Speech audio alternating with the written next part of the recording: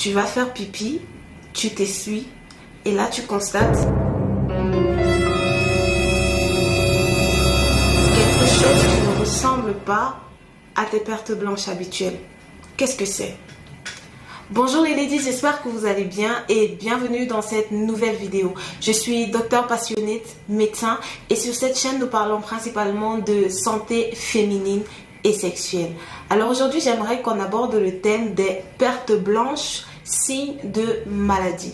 Dans les précédentes vidéos nous avons vu la physiologie des pertes blanches, l'évolution des pertes blanches en fonction du cycle menstruel, et j'aimerais qu'on fasse cette vidéo-ci aujourd'hui pour que vous sachiez à quel moment il faut se rendre à l'hôpital quand on constate des pertes blanches qui sont un peu bizarres dans le fond de sa culotte.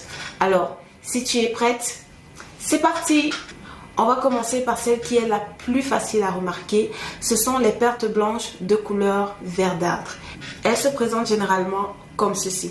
Direct quand tu vois ça, tu te dis, il y a quelque chose qui cloche. Les pertes blanches, c'est compris dans le mot, ça doit avoir une couleur à peu près blanche. Si c'est vert comme ça, c'est très inquiétant. C'est le signe d'une infection sexuellement transmissible causée par un parasite appelé Trichomonas vaginalis. Ne vous inquiétez pas, ça se soigne couramment par des antiparasitaires. Vous pouvez vous rendre chez votre médecin qui vous fera des prélèvements pour confirmer la présence du Trichomonas vaginalis dans vos sécrétions et il vous mettra sous traitement, vous et ainsi que votre ou vos partenaires sexuels. Le deuxième type de perte blanche qui doit vous alarmer, ce sont ces pertes blanches d'un aspect jaunâtre, comme ceci. Elles sont souvent signes d'infections sexuellement transmissibles telles que le chlamydia ou la gonorrhée. Ces infections sexuellement transmissibles causent des vulvovaginites, c'est-à-dire une inflammation de la vulve et du vagin.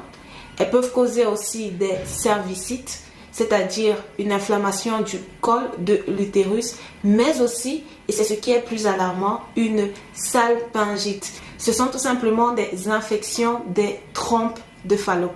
Et quand les trompes sont inflammées, elles sécrètent des adhérences qui viennent boucher les tuyaux de l'intérieur. C'est ce qui peut causer des infertilités.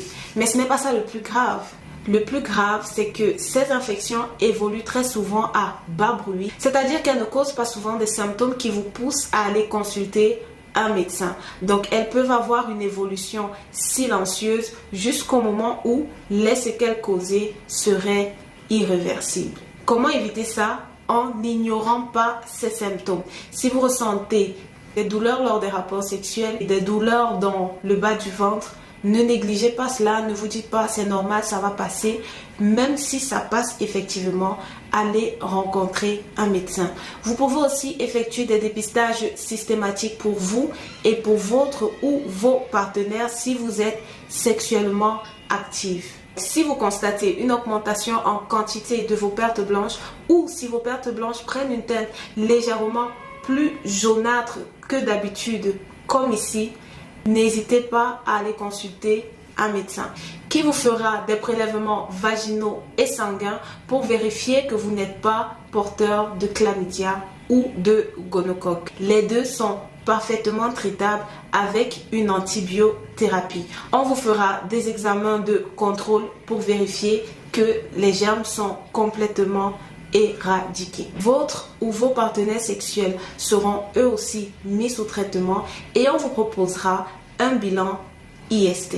Le troisième type de perte blanche et signe de maladie que nous allons voir aujourd'hui, c'est celui-ci. Ce sont des pertes blanches de couleur blanche comme ceci, qui ont une consistance épaisse, grumeleuse, qui s'accompagne souvent de démangeaisons très gênantes et d'une irritation de la vulve et du vagin qui peut rendre la position assise et même la pénétration sexuelle très inconfortable.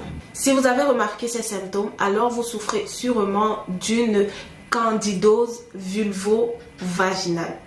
De quoi s'agit-il? Il s'agit d'un champignon qui vient s'installer dans votre vagin quand il y a une altération du pH vaginal, généralement causée ou accompagnée par une altération de la flore vaginale.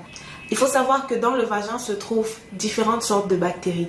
Il y a les bonnes bactéries et les mauvaises bactéries. Les bonnes bactéries jouent un rôle de barrière en créant un environnement protecteur à l'intérieur du vagin qui va limiter l'installation et la prolifération des mauvaises bactéries. Dès que ces bonnes bactéries sont détruites, soit par une hygiène intime excessive, soit par une antibiothérapie au long cours, les mauvaises bactéries et les champignons tels que le Candida albicans viennent s'installer. En cas de candidose, des traitements très efficaces existent, mais ce que l'on craint le plus, ce sont les récidives. En effet, une fois que Candida albicans est installé, il n'a absolument aucune envie de partir et les récidives sont très fréquentes. Il n'est pas rare que des patientes fassent 3 ou même parfois 4 fois par an des récidives de candidose. Ce qu'il est important de faire dans ces cas-là, c'est d'identifier la cause du déséquilibre de la flore vaginale et de la corriger.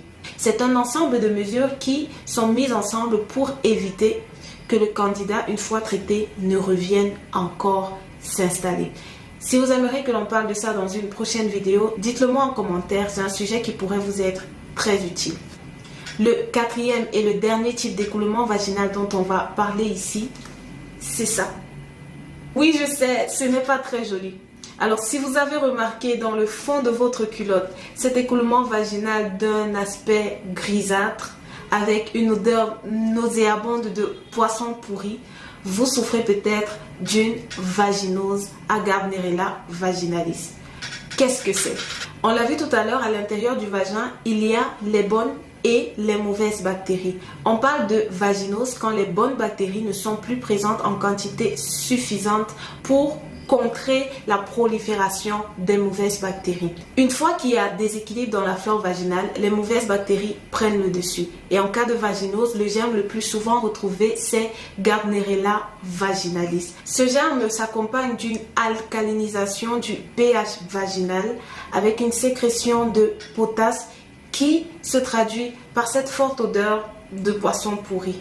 Même si la vaginose se manifeste plus chez les femmes qui sont en activité sexuelle, cela n'est pas une infection sexuellement transmissible. Elle est surtout causée par de mauvaises pratiques d'hygiène intime qui fragilisent la flore bactérienne et altèrent le pH. Si vous souhaitez en savoir plus sur ces erreurs que l'on commet souvent dans notre hygiène intime, je vous invite, si cette vidéo vous a été utile, mettez un pouce bleu, abonnez-vous et activez la cloche de notification. Cela aidera YouTube à la proposer à un plus grand nombre de femmes qui en ont peut-être besoin.